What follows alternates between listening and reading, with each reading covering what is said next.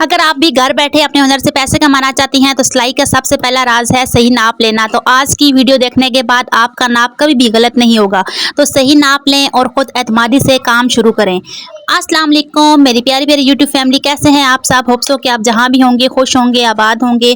तो ये मैंने कपड़े सिलाई कर लिए थे। मैंने अपने बेटे का कुर्ता सिलाई किया था। अच्छा है, मुझे इतनी जेंट्स कपड़ों की इतनी ज़्यादा सिलाई आती तो नहीं है, लेकिन ये है कि अपने बच्चों के जो घर पहनने वाले कपड़े होते हैं ना, वो मैं खुद बस सिलाई कर लेती हूँ। क्योंकि आजकल जो बाहर के कपड़े सिलाई देना आपको, तो उनकी इतनी ज़्यादा सिलाई होती है जो आउट ऑफ बजट हो जाती है, और वो हमारा बजट जो होता है ना बिल्कुल अनबैलेंस हो जाता है। तो इसलिए कोशिश किया करें जो बच्चों के घर पहनने वाले जो कपड़े होते हैं, कुर्ता पजामा वगैरह, ये बंदा खुद घर पर सिलाई कर सकता है। तो मेरी बहुत सारी बहनें हैं जो कपड़ों का नाप लेती हैं, तो कमीज के ऊपर कमीज रख कर नाप लेती हैं। तो जो लोग इस काम में एक्सपर्ट होते हैं वो तो फिटिंग को संभाल लेते हैं, लेकिन जो बिगनर्स होते हैं उनसे अक्सर ये गलती हो जाती है ना कि वो उनका कभी कंधा बड़ा या छोटा हो जाता है, गला खराब हो जाता है, और कभी फिटिंग के अंदर उनका मार्जिन ही नहीं बचता। आज बताऊंगी ना नाप लेने से पहले कुछ टिप्स एंड ट्रिक्स हैं जिनको अगर हम फॉलो कर लेना तो हमारा नाप कभी भी खराब नहीं होगा और हमारी सिलाई हमेशा परफेक्ट है। तो कुर्ता मैंने कैसे सिलाई किया था आपने मुझे लाजमी बताना है। मैंने इसके साइड पॉकेट नहीं लगाया था क्योंकि व्हाइट कलर का था और मुझे लगता था कि बच्चे साइड पॉकेट में चीजें डालते हैं ना जब, तो फिर उनके जो कमीज के ऊपर दाग लग जाते हैं, इसलिए मैंने इसके पजामे का पॉकेट लगा दिया था। लेने का सबसे पहले जो टिप है, ये ट्रिक्स है जो सबसे पहले जो हम लोगों ने अपने ऊपर लागू करनी है, वो कि हमने इंच टेप का इस्तेमाल करना है। कभी कभी ना एक कपड़े के ऊपर दूसरा कपड़ा रखकर हम अंदाजे से नाप ले लेते हैं, तो हमेशा अच्छे इंच टेप का इस्तेमाल करें। इंच टेप आपको कहीं से टूटा हुआ ना हो और उसके नंबर जो है ना वो एक से ही शुरू होते हैं। और दूसरी बात यह ना कि आपका जब अच्छा इंच टेप इस्तेमाल करेंगे, आपका परफेक्ट नाप बिल्कुल भी आपका जो सही होगा ना, जब आपका परफेक्ट नाप होगा तो कपड़ा सिल कर बहुत प्यारा लगेगा।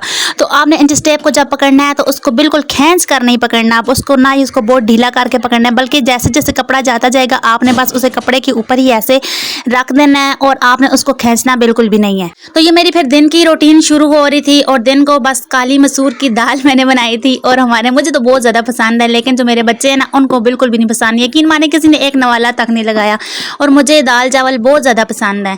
तो शाम को जब फिर हुई थी ना, फिर उन्होंने हमें कहा था मम्मा हमें साथ अंडे का ऑमलेट बना कर दें। फिर मैंने सबको साथ अंडे का ऑमलेट बना कर दिया था। खैर ये रूटीन तो चलती रहती है, बच्चों के नखरे भी चलते रहते हैं, लेकिन ये है कि ये हमारी अगला जो पॉइंट है वो ये है कि हमने जब भी नाप वाले कपड़े लेने हैं, जब भी उनका नाप लेना है किसी भी कपड़े का, चाहे वो बच्चों के हो बड़ों के हो, उस कपड़े को हमारा इस्त्री करना बहुत ज़्यादा ज़रूरी है। जिस कमीज या सूट से आप नाप ले रही हो उससे पहले आपने अच्छी तरह प्रेस करना है। अगर कपड़े में सिलवटें होंगी ना तो नाप में आपका अगर 1 इंच आधा इंच का भी फर्क आ गया ना, तो आपकी जो फिटिंग है ना वो आपकी तंग या ज़्यादा हो सकती है। आपने सिलवटें को ज़रूर निकालना है। तीसरी बात, नाप लेने के लिए सबसे ज़्यादा ज़रूरी बात है कि नोट पैड या कॉपी का इस्तेमाल करें। नाप लेते वक्त आपके पास डायरी हो या आपका जो दर्जी बुक है या रजिस्टर, जो कुछ भी आप इसमें इस्तेमाल करते हैं नाप लेने के लिए। मेरे पास तो एक कॉपी रखी हुई है, मैं उसी पर नाप लेती हूँ। उसी पर मैं अपनी डेली रूटीन की जितनी बातें होती हैं मैं उस पर सब कुछ लिखती हूँ। तो नाप लेते वक्त आपने डायरी या कागज़ बिल्कुल अपने पास रखना है। जैसे जैसे आप नाप लेती जाएंगी आपने उस पर साथ साथ लिखते जाना है। अक्सर औकात हम याद कर लेते हैं जी ज़बानी, या फिर वो हमारा बाद में हमारे जहन में नहीं रहता। या अगर आपने कस्टमर की कोई भी चीज़ है, कपड़े आपने इसको, अगर कस्टमर आपसे कहे कि आपने इसको लंबा करना है, इसको छोटा करना है, वो सब चीज़ें आपने उसके साथ साथ नाप लेने के साथ साथ आपने उसके साथ लिखनी है, ताकि बाद में आपको अगर आप भूल भी जाएं तो आपके पास लिखी हुई हो और आपको याद रहे। अगर आप कहें कि कौन लिखेगा और कौन याद रखेगा, कौन कॉपी पेंसिल पास रखेगा, तो उसके लिए आपको परेशान होने की जरूरत नहीं। डिजिटल मीडिया का दौर है, तो मोबाइल में आजकल दर्जी बुक के नाम से ऐप्स मौजूद हैं। जब आप उसमें रजिस्टर होंगे तो इस नाप के सारे पॉइंट्स पहले से बने होंगे। आपने बस इंच टेप से नाप लेना है और ऐप में लिखते जाना है। अगर आप कहेंगे तो मैं आपको इस दर्जी बुक के ऐप का इस्तेमाल भी आपको समझा दूंगी और इस पर मैं वीडियो बना दूंगी। तो बस अब हमारा नाप शुरू हो गया। तो नाप लेने के लिए सबसे पहले ये 3 चीज़ों का मैंने आपको बताया है कि कॉपी, पेंसिल और इंच टेप का होना ज़रूरी है, और एक आपकी जो शर्ट है। और आज मैं आपको सिर्फ शर्ट का ही नाप बताऊंगी, ट्राउज़र का नाप आपको मैं नहीं बताऊंगी, क्योंकि अगर आप इसमें परफेक्ट हो जाए ना, ट्राउज़र काटना बहुत आसान काम है।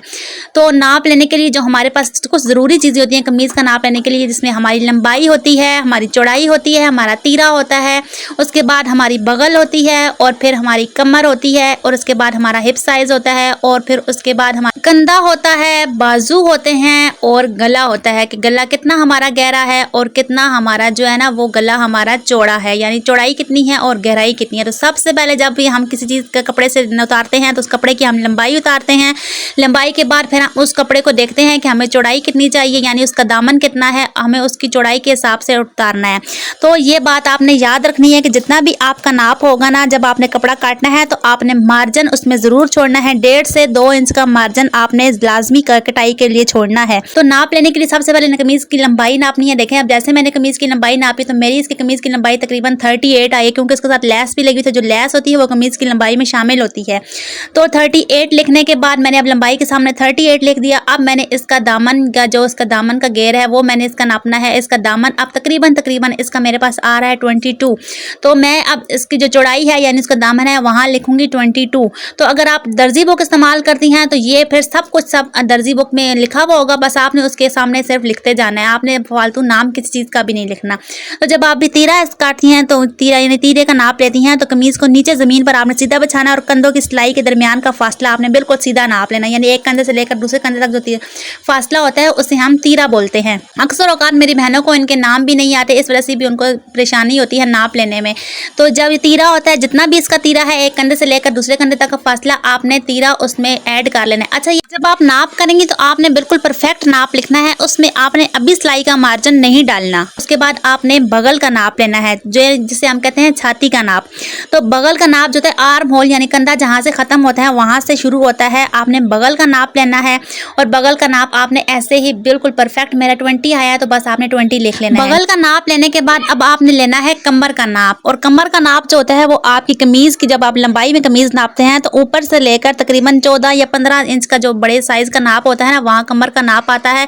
और अगर आपको नहीं समझ आती, जो कमीज़ की गोलाई वाला हिस्सा होता है वहाँ कमर का नाप आता है। इसके बाद आपने हिप साइज़ का नाप लेना है, यानी चाक जहाँ से हमारी कमीज़ खुली होती है, फिटिंग खत्म होती है, वो हमारी हिप साइज़ होती है और आपने वहाँ से हिप का नाप लेना है। तो आपने जब भी हिप का नाप लेना है आपने इसको परफेक्ट लेना है, इसको तंग नहीं करना, क्योंकि अगर कमीज़ इधर से हमारी फंसी हुई आएगी ना तो फिर हमारी कमीज़ बिल्कुल बोतल की बोतल लगेगी। तो जितना भी हिप का नाप है मेरा 21 से थोड़ा 0.2 ऊपर आ रहा है तो मैं इसके 21.5 कर दूंगी या पूरा 21 कर दूँ। बस थोड़ा सा इसको राउंड ऑफ में कर लें तो इसके लिए आपको बिगनर्स को बहुत ज़्यादा आसानी होती है। इसके बाद फिर आपने बाजू का नाप लेना है। बाजू का आपने नाप कहीं से भी नीचे से नहीं लेना, बल्कि ऊपर से आपने कंधे के साथ से जहाँ तीरा आपका ख़त्म होता है यानी वो एरिया आपने सारा बाजू की लंबाई में लाना है।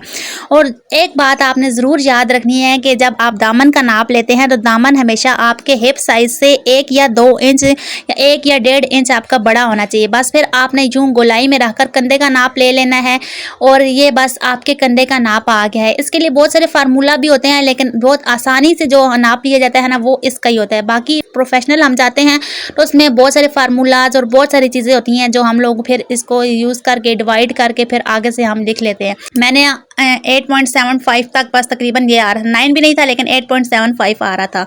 और उसके बाद फिर जो गले का नाप होता है, गला आप जितना भी पहनना चाहें, वैसे आजकल तो जो मीडियम साइज़ का गला होता है तकरीबन 6.5 से 7 के दरमियान होता है। अगर आप डीप गला पहनती हैं तो आप 7 कर लें, 7.5 कर लें।